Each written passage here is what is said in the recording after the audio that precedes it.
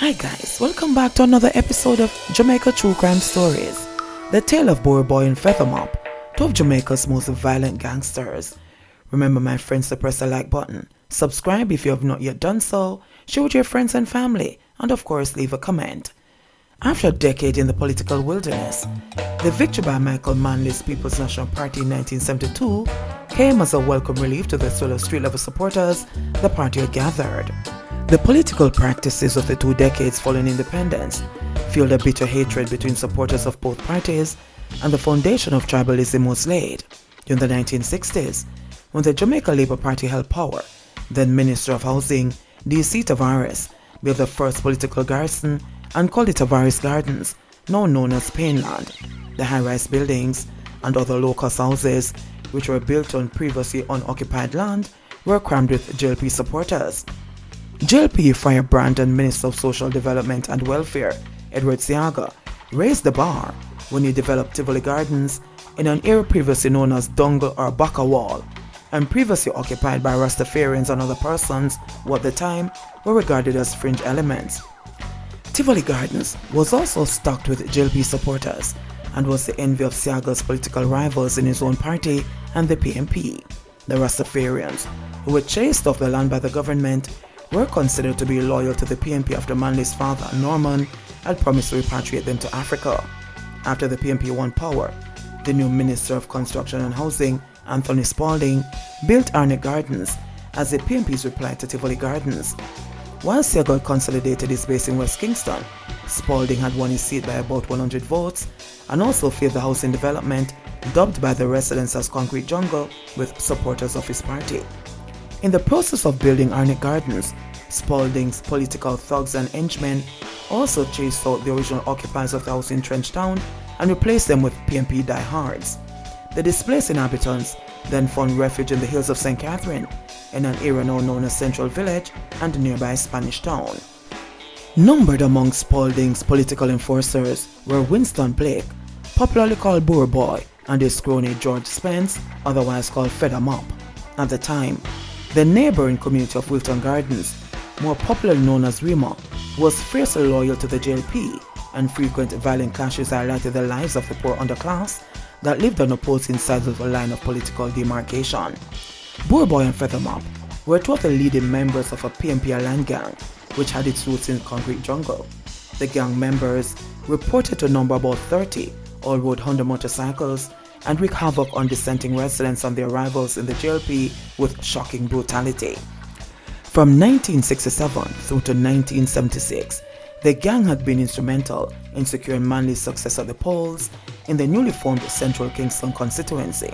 Burry Boy and Feathermop were the leaders of the street arm of the PNP in Central Kingston, South St. Andrew, and Southwest St. Andrew. By 1974, after Manley had declared that his party would be following a path of democratic socialism, the gang led by Blake and Spence had widened its power base and run amok in the city. Supported and protected by their political bosses, the two were immune to police action and literally got away with murder. Burry Boy and Feathermop are reported to have led a PNP mob, which was accused of shooting a JLP activist, attacking mourners at the funeral of another JLP loyalist, and mobbing opposition members of parliament when they attempted to enter Gordon House. The incidents all happened in November. A few weeks later, the political gang was said to be behind the chopping of party member Trevor Monroe when they broke up a strike by disgruntled port workers represented by the PNP-affiliated National Workers Union. Monroe received several chops all over his body and was seriously injured as the gang assaulted the workers and representatives of his university and Allied Workers Union, which had attempted to canvass the restive workers.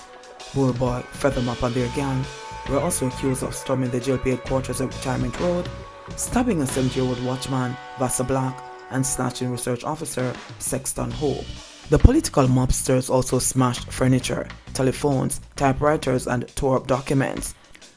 A report which appeared in the Gleaner on January 21, 1975 stated, "Eyewitnesses said the men came behind a white van that was left parked at the gate of the compound. They rode in on their gleaming Hondas, estimated at 30 with 2 each. Their faces hard and without a trace of emotion, sending panic-stricken people in the office at the time scattering. During it all, the men uttered not a word, and when they had finished, they rode up behind the white van. An eyewitness reported seeing at least one gun in the left hand of one. Arising out of the incident, opposition leader Siaga and his party boycotted the next day's sitting of Parliament and called a meeting of the JLP Standing Committee to discuss the attack on the party headquarters. Manley's public condemnation of the attack did little to rein in the lawless gangsters, and political violence continued in the corporate area and the Spanish Town. Earlier that week, the gang also invaded a JLP meeting at Tavares Gardens and warned residents that no memorial should be held for DC Tavares, who had died earlier. Weeks later, the same gang was again accused of invading a construction site at the Kingston waterfront and injuring a number of the workers who were said to be supportive of the JLP. The gang also launched a brazen assault in a community center located in the middle of the well-known JLP stronghold at Salt Lane in West Kingston. The gang was also responsible for the wholesale ethnic cleansing of Tavares Gardens when JLP supporters, planted by DC Tavares, were chased away from the area and replaced with PNP diehards. Burry Boy and Feathermop, so called because of his grey locks, which resembled a mop, were many times engaged in warfare with gangs led by revenge-seeking JLP enforcers Claudius Massop, Carl Bayer Mitchell, and Curly Locks, the top political enforcer in Rema. The result was unbridled bloodshed and carnage as the JLP strongmen, in reprisal, attacked and assaulted PNP supporters living at Lizard Town, a community on the outskirts of Tivoli Gardens. The political thuggery of Spencer and Blake did not go unnoticed by the leadership of the ruling party, and their political gang was now accepted as a vital part of the party's political machinery. Burry Boy and Feathermop became so notorious that they were included in Prime Minister Manley's entourage on his historic trip to Cuba during the period. It was on that famous trip that Feathermop, a Rastafarian, would show his true colors and disrespect the party leader. Pork, which is despised by Rastafarians, is Cuba's national dish and was served to Manley and his party during a reception held by revolutionary Cuban leader Fidel Castro. Feathermop is reported to have flown into a wild rage and kicked over the tables with pork. The practice of issuing contracts along political lines was very much alive then as it is today, and both political thugs were beneficiaries.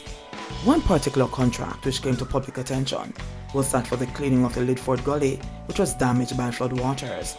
Feathermop had won the contract, and information was leaked that he was paid twice the amount of the value of the contract. It was even shocking to the public when it was revealed that the notorious gangster turned contractor had not paid the workers who had cleaned the gully. Incident proved embarrassing to the PNP, and Manley was forced to call in the police to investigate the matter. It is not clear if anyone was arrested in connection with the misuse of public funds. Feathermop was a man who would come into the KSAC office and bad up the people and for money and threaten their life. One former worker at the Kingston and St. Andrew Corporation recalled he was a known troublemaker who was protected by the big man. Feathermop's obnoxious manners and rebellion against authority would eventually earn him the ire of many of the power brokers inside the PNP. He did not live to see the election year of 1976, as he was killed in a bar by a lone gunman who crept upon him and shot him several times. Feathermop was cut down only 6 months after Burry Boy, who was rumored to have murdered a Ministry of Housing official in 1975, after the civil servant began querying questionable payments made out to him in connection with a government contract.